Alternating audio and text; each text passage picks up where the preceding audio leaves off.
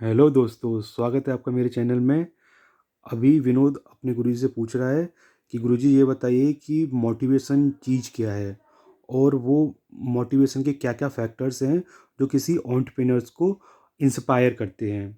और गुरुजी ये भी बताइए कि ये मोटिवेशन जो है इसकी थ्योरी यहाँ एंटरप्रेन्योरशिप में कैसे एप्लीकेबल होगी, ये कहाँ से आ गया, क्यों आ गया? तो गुरुजी बोलते हैं कि देखो, समझो विनोद की जो एंटरप्रेन्योर होगा उसका एम क्या होगा कि भाई मैक्सिमम परफॉर्मेंस को वो अटेन कर सके अपने वर्कर्स से या एम्प्लॉयज से। क्योंकि जितना अच्छा ये लोग परफॉर्म करेंगे उतना जल्दी बिजनेस का गोल अचीव हो जाएगा।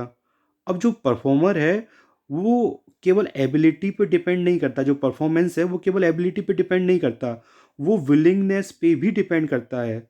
क्योंकि देखो एबिलिटी क्या है, एबिलिटी तो आपने कोई एजुकेशन कर ली या ट्रेनिंग कर ली वहाँ से आ जाएगा, आपने ग्रेजुएशन कर लिया, पोस्ट ग्रेजुएशन कर लिया तो एक स्किल सेट डेवलप हो जाएगा। तो एबिलिटी तो ये आ गई, बट जो विलिंगनेस है बेटा वो केवल और केवल मोटिवेशन से ही आएगी, मोटिवेशन पे डिपेंड करेगी। ठीक है। तो पर्सन का एक सेल्फ एनालिसिस होता है कि भाई उसे कोई एक पर्टिकुलर टास्क या चीज़ परफॉर्म करनी है या नहीं। तो वही हमने लिखा है कि जो मोटिवेशन टर्म है वो आया है मोटिव वर्ड से। ठीक है ना। और motive is defined as inner state of our mind that moves और एक्टिवेट्स और energises and direct our behaviour towards our goal. ठीक है। तो वही मैं आपको बताना चाह रहा हूँ कि जो पर्सन की सेल्फ एनालिसिस होती है, ठीक है ना, कि कोई काम उसे करना है या नहीं करना, ठीक है, ये चीज़ ही तो वो मोटिवेशन से ही आएगा। तो मोटिवेशन एक प्रोसेस आप मान सकते हैं जो किसी पर्सन को डायरेक्ट करती है टू अचीव सम गोल और टू डू सम टास्क। अब देखिए, इसमें दो तरीके के मोटिवेशन हो सकते हैं, या तो पॉजिटिव मोटिवेशन या तो नेगेटिव मोटिवेशन। पॉजिटिव मोटिवेशन में क्या होगा कि बंदे के पास मोटिवेशन कहाँ से आ रहा है कि भाई उसके अंदर एक इच्छा है कि मुझे कुछ रिवार्ड मिल जाएगा। तो ऐसे बंदों को मोटिवेट करने के लिए क्या किया जाता है इंटरप्राइजेज में कि उन्हें रिवार्ड दिया जाता है। अब ये रिवार्ड क्या है, ये फाइनेंशियल भी हो सकता है, नॉन फाइनेंशियल भी हो सकता है। फाइनेंशियल मतलब कि जैसे सैलरी में इंक्रीमेंट कर दिया तो फाइनेंशियल रिवार्ड हो गया। नॉन फाइनेंशियल मतलब कि उसको कुछ पोजीशन ऑफर कर दी या उसकी तारीफ़ कर दी उसकी, ठीक है, इसी में वो खुश हो गया। तो ये इस तरीके का जो मोटिवेशन होता है वो एक पॉजिटिव एटमॉस्फेयर क्रिएट करता है ऑर्गेनाइजेशन में।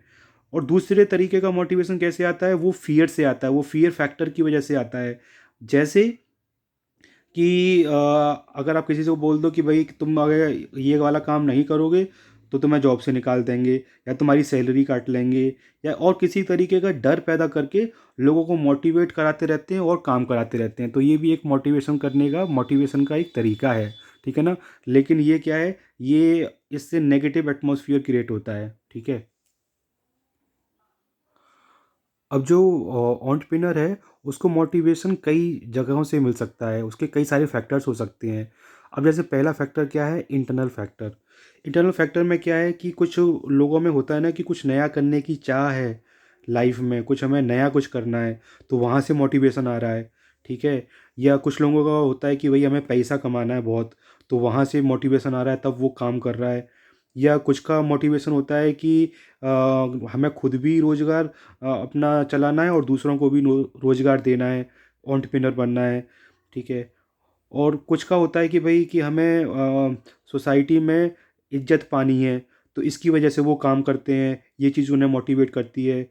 कुछ लोगों का क्या होता है कि कोई चीज़ परचेज करनी है, ठीक है ना, गाड़ी खरीदनी है, किसी का ड्रीम है, तो उस गाड़ी को खरीदने के लिए वो काम करेंगे, तो वहाँ से मोटिवेशन आ रहा है। नेक्स्ट है एक्सटर्नल फैक्टर्स। इसके कुछ एक्सटर्नल फैक्टर्स भी हो सकते हैं, जैसे कि गवर्नमेंट कुछ एक स्कीम गवर्नमेंट ले आई, उसको असिस्ट कर रही है कि भाई हम आपको इतना सब्सिडी देंगे, ठीक है ना, या हम जो लोन देंगे वो कम ब्याज पे देंगे, तुम अपना स्टार्टअप स्टार्ट करो, ठीक है ना, तुम ये बिजनेस स्टार्ट करो, हम तुम्हें इस तरीके से हेल्प करेंगे, हम तुम्हें उस तरीके से हेल्प करेंगे। तो बंदे का मन करता है, मोटिवेट हो जाता है, हाँ चलो हम करते हैं। दूसरा क्या है कि सपोज़ कहीं सस्ती लेबर मिल रही है या सस्ता रॉ मटेरियल मिल रहा है, अवेलेबल हो रहा है, तो इसकी वजह से वहाँ से मोटिवेशन आ सकता है। या किसी बड़े बिजनेसमैन ने क्या किया, कोई फंड ऑफर कर दिया कि भाई चलो तुम काम करो, हम तुम्हें पैसा दे रहे हैं, तो वहाँ से मोटिवेशन आ गया। ठीक है ना। या ऐसा होता है कि आपने कोई प्रोडक्ट बनाया और उसकी डिमांड बहुत ज़्यादा आ गई, तो आपको क्या है, वहाँ से मोटिवेशन आएगा कि नहीं यार, इसमें तो बहुत पैसा है, इसमें और ज़्यादा हम काम करेंगे, और वहाँ से तुम्हें मोटिवेशन मिल रहा है। अब थर्ड फैक्टर है कंपेलिंग फैक्टर। ठीक है ना, ये क्या है कि ये नेगेटिव रीज़न हो सकता है या प्रॉब्लम हो सकती है जिसकी वजह से मोटिवेशन आ रहा है। जैसे कि पहला कारण हो गया कि भाई बेरोज़गार हो आप, जॉब है नहीं, तो वहाँ से फिर मोटिवेशन आएगा कि नहीं भैया मैं काम करना है, बेरोज़गार हैं तो कुछ ना कुछ तो करना पड़ेगा। ठीक है। दूसरा क्या है कि आप अपने जॉब से खुश नहीं हो, बॉस जो है हर दूसरे तीसरे दिन आप में डांट लगा रहा है। ठीक है, तो वहाँ से कुछ नहीं, इसकी वजह से आपके पास मोटिवेशन आ रहा है कि नहीं हमें कुछ अपना स्टार्टअप करना है, कोई नया बिजनेस स्टार्ट करना है। तीसरा फैक्टर हो सकता है कि आपके पास बहुत सारा पैसा पड़ा हो बाप दादाओं का, तो फिर वो क्या है कि आइडियल फंड पड़ा है, तो आप चाहते हो कि भाई कहीं ना कहीं से पैसे को लगाएं ठिकाने पे, कहीं कोई बिजनेस स्टार्ट करें, तो वहाँ से मोटिवेशन आ रहा है। चौथा क्या है, फैसिलिटेटिंग फैक्टर्स हो सकते हैं, जैसे कि दूसरों की सक्सेस स्टोरी सुन ली तो वहाँ से मोटिवेशन मिल गया, या पुराना कोई इन्वॉल्वमेंट, कोई एम्प्लॉयमेंट है, वहाँ से आपने कुछ सीखा, ठीक है ना, उसको आप यूज़ करके कुछ नया करना चाहते हैं, तो वहाँ से मोटिवेशन आ रहा है। तो ये कई तरीके के मोटिवेशनल फैक्टर्स हो सकते हैं जिसकी वजह से जो एंटरप्रेन्योर है वो मोटिवेट हुआ हो या इंस्पायर हुआ हो। That's all.